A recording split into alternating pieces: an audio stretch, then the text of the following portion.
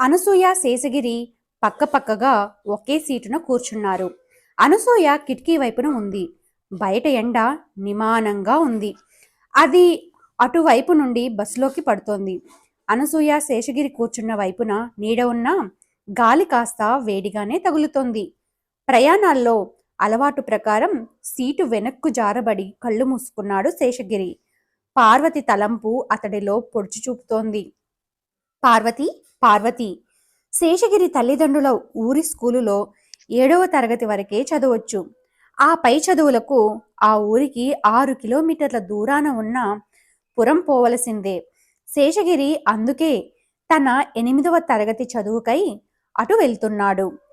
అప్పలస్వామి 2వ వాడుక సైకిల్ని శేషగిరికి కొనిపెట్టాడు.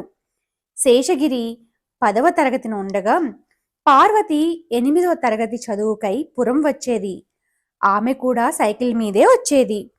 అప్పటి వరకు ఆమె తన ఊరు అమ్మాయిగానే శేషగిరికి తెలుసు. అంతే. అప్పటి వరకు పార్వతిని పట్టించుకోని శేషగిరి సైకిల్ మీద వెళ్తుండగా దారిలో కాకతాళీయంగా ఆమెను గమనించడం జరుగుతోంది. కారణం, ఆమె అప్పుడే పెద్ద పిల్ల కావడం. ఆమె ఒళ్ళు నిగారింపు, ఆమె కళ్ళు జదలరింపు ఆమె వైపుకు అతడిని ఉసిగొల్పాయి. తొలినాళ్లలో భీతితో ఆమెను చూడడం వరకే సరిపెట్టుకున్న శేషగిరి మెల్లగా ప్రీతితో ఆమెకు చేరువ అవ్వడం మొదలుపెట్టాడు. వాళ్లకు మాటలు అడడం నెమ్మదిగా కుదిరింది. ఆ మాటలు మెల్లిగా గుసగుసలుగా మారాయి. వెళ్ళేటప్పుడు వచ్చేటప్పుడు అటు వెళ్లే వీళ్ళంటి స్టూడెంట్స్ని వదిలిపెడుతూ పార్వతి, శేషగిరి కోరి వెనక్కు తగ్గడం చేపట్టారు. ఇద్దరూ కలిసి పక్కపక్కగా సైకిల్స్ మీద ఆ స్టూడెంట్స్కు బాగా వెనుగ్గా వెళ్ళేవారు. అలా ఆ ఇద్దరే కలిసి రాకపోకలు కొనసాగించారు. వీళ్ళ గురించి చెవులు కొరుక్కోవడాలు జరుగుతున్నాయి. ఒక రోజున వీళ్ళకి తెలిసింది. అయినా వీళ్ళు పట్టించుకోలేదు. తమ తమ సొదల తాము ఉన్నారు. శేషగిరి ఇంటర్మీడియట్ పాస్ అయ్యాడు. పార్వతి 10వ తరగతి తప్పింది. దాంతో వీళ్ళిద్దరి దారిలో కలయికలకు బ్రేక్ పడింది. శేషగిరి డిగ్రీలో చేరాడు. పార్వతి ఇంటినే పండింది.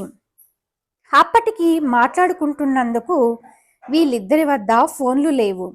శేషగిరి పార్వతి ఇంటి ముందు తచ్చాట్లు మొదలుపెట్టాడు. ఆమె కనిపించడం గగనమే అయింది. శేషగిరి చిర్రెత్తిపోతుండేవాడు. ఏమైందో ఏమో కానీ ఒక రోజున వీళ్ళ గురించి వీళ్ళ పెద్దలు గట్టిగానే తగువులు పడ్డారు. శేషగిరే పార్వతి వెనుక పడుతుండేవాడని, పార్వతి పరీక్ష పోవడానికి శేషగిరే కారణమని, ఇప్పుడు ఆమెకై తమ ఇంటి ముందు శేషగిరి తచ్చాడుతున్నాడని పార్వతి పెద్దలు, ఊరి మోతుబరులు తేల్చేశారు. శేషగిరి తల్లిదండ్రులకు వార్నింగ్లు ఇచ్చారు. దాంతో అనసూయ, అప్పలస్వామి శేషగిరిని బాగా ఆడిపోడుకున్నారు. ఆ తోవలోనే పార్వతిని ఎకాఎక్కిన ఎక్కడికో గుట్టుగా ఊరి నుండే తోలేశారు ఆమె తల్లిదండ్రులు. శేషగిరికి తర్వాత తెలిసింది పార్వతి తన అమ్మమ్మ ఊరిలో ఉంటుందని. సాహసించి శేషగిరి అక్కడికి పాకాడు. పార్వతిని కలిసే వీలు అతడికి కుదరలేదు. పైగా శేషగిరి అటు వెళ్ళాడని తెలుసుకున్న పెద్దలు, ముఖ్యంగా శేషగిరి తల్లిదండ్రులు చాలా కటువుగా శేషగిరి పట్ల ప్రవర్తించారు. కఠినమైన కాపలా మధ్య అతడిని ఇరికించేశారు. కొన్నాళ్ళకి శేషగిరికి తెలిసింది పార్వతికి పెళ్లి చేసి అమ్మమ్మ ఊరి నుండే ఆమెను అత్తవారూరికి తోలేశారని. Thanks for watching. Please subscribe my channel. ఈ వీడియోని తప్పకుండా